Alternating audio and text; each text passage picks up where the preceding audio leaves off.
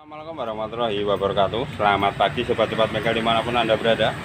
Hari ini saya kedatangan Vario 150 ya, 150 yang LED ya. Motor ini membawa masalah di getar waktu tarikan awal. Jadi motor hidup, tahu-tahu digas nggak jalan, tahu mau jalan dia langsung lari. Nah, itulah yang menjadi sumber penyebab motor ini, sehingga konsumen atau pengguna merasa tidak nyaman lah, intinya kaget. Nah ya, apa yang menjadi sumber permasalahan motor ini? Nah, untuk penyakit langganan matic Honda wes kayak gitu ya.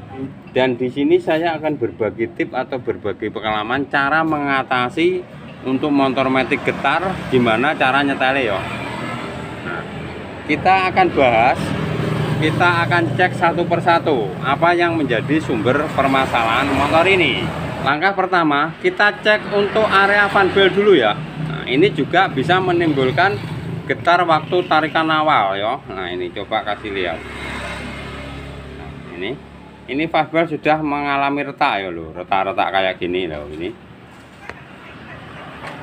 Nah, ini. Berarti ini fan belt sudah tidak bisa dipertahankan. Nah, ini intinya dia mau memutarkan roda. Nah, ini akan mulur dulu. Nah, mulur dulu baru roda belakang bisa berputar. Nah, proses ini kencang dulu inilah yang menyebabkan motor getar. Itu pertama. Ini sudah saya ganti, sudah saya belikan ya. Nah, ini yang baru K36. Nah, ini pastikan dulu ini aman. Nah, terus kedua, kampas ya. Kampas puli belakang. Pastikan jarak ini sedekat mungkin ya. Ini pastikan jarak antara kampas sama lonceng ini kisaran 1 mili ya. Biasanya kasusnya ini macet karena kotoran ya. Kita bersihkan dulu, terus kita setel kayak gini ya. Kita setel ini di kisaran 1 mili jaraknya sama loncengnya. Nah, kalau longgar ya ini di dalamnya kan ada karet. Nah, ini kita ganjel sama selang bensin bisa kayak gitu. Nah, kalau sudah pastikan ini pergerakannya lancar, intinya tidak macet kayak gini ketiga-tiganya. Nah, kayak gini kan sudah enak. Nah, berarti untuk area kampas belakang juga pun sudah saya setel pun sudah aman. Ini kita sisihkan dulu. Itu langkah yang kedua pengecekannya. Terus langkah yang ketiga ini untuk bagian puli belakang dulu ya. Nah, ini pastikan seal 1 2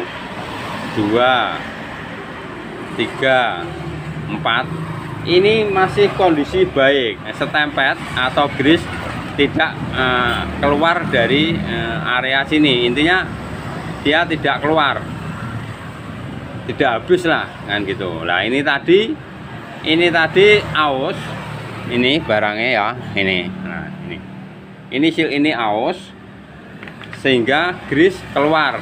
Sini penuh dengan stempet, sini pun juga.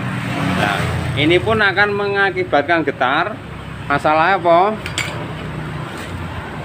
Kalau sampai area ini grease atau stempet ya, nah ini nanti pergerakannya akan licin ya.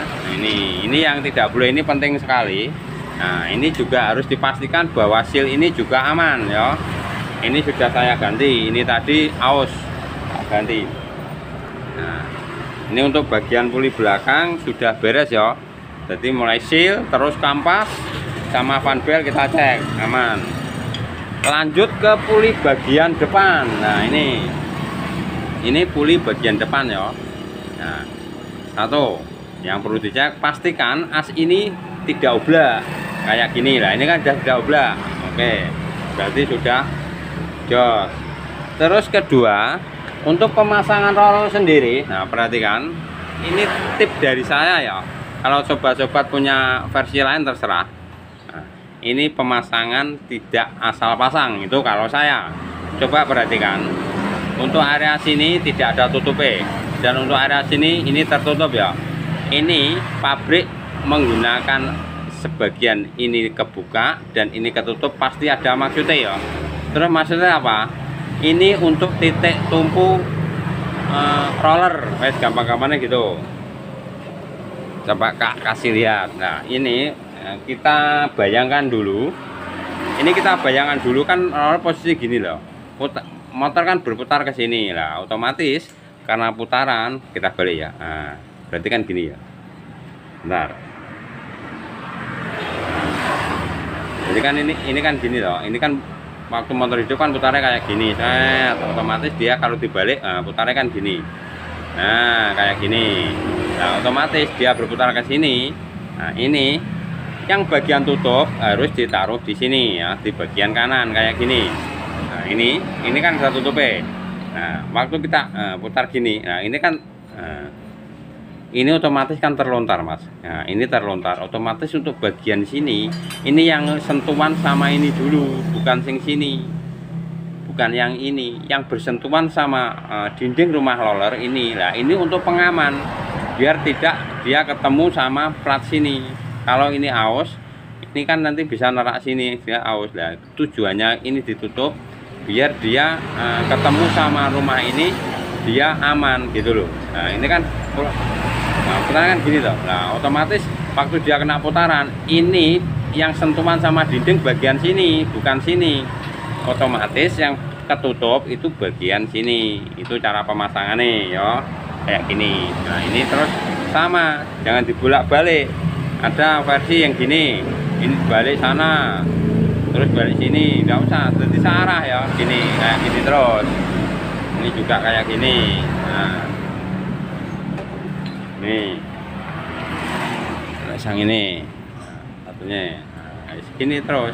Nah, otomatis kalau dia keni, nah ini kan titik tumpunya aman, biar lebih awet gitu loh. Nah, itu dari segi roller. Terus dari segi slider, nah ini pastikan dia tidak terlepas dari dudukannya. Ini, nah ini kan tidak terlepas. Kalaupun terlepas, ini kita bisa ganjel sama, terserah lah, sama plat juga bisa, sama amplas juga bisa, wis gampang-gampangnya gitu. Setelah mengalami proses pengganjelan, nah ini kan sudah tak ganjel loh. Nah ini tadi lepas, sudah tak ganjel, terus kita pasang, nah kayak gini ya. Nah ini kan satu lah, ini sudah tidak ada bunyi. Nah yang kedua, pastikan pergerakan ini naik turun enteng. Ini waktu digas kan bisa naik terus turun kan gini. Ini naik waktu digas, gas lepas ini turun kan gini. Nah pastikan ini tidak seret, lancar. Nah ini nanti pasti enak motor. Gitu ya. Itulah cara pengecekan untuk puli depan gimana dan untuk puli belakang gimana dan fan belt sendiri gimana. Kalau semua dirasa sudah oke, sudah normal, kita akan rangkai di motornya dan di mana hasilnya. Saksikan terus video ini agar tidak gagal paham. Halo sobat bengkel, ini untuk area gearbox ya, sudah saya rangkai kembali dan sudah saya pasang kembali ya.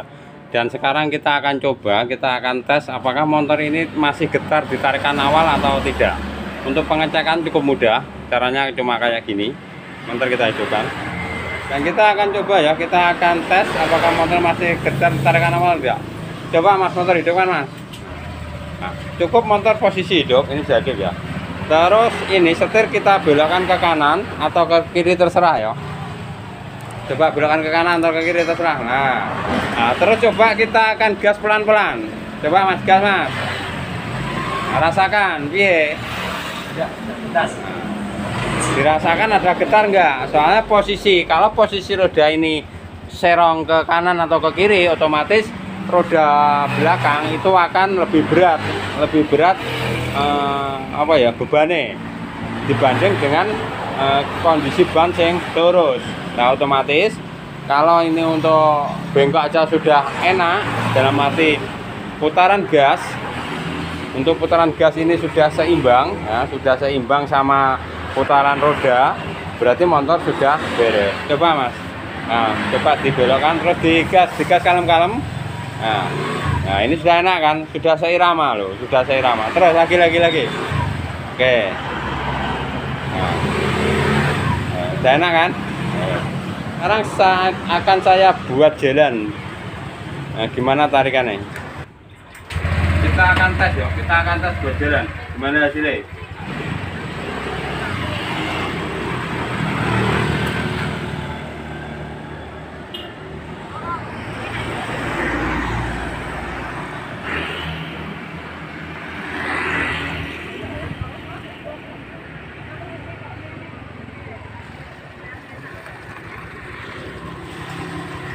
Oke sobat bengkel, tadi sudah saya coba buat jalan dan tidak ada getar sama sekali untuk tekan awal, bahkan untuk jalan 40 sampai 60 sudah tidak ada getar. Intinya sudah tidak ada getar sama sekali, mulai dari putaran bawah, menengah, atas, dan hasilnya sudah mantap.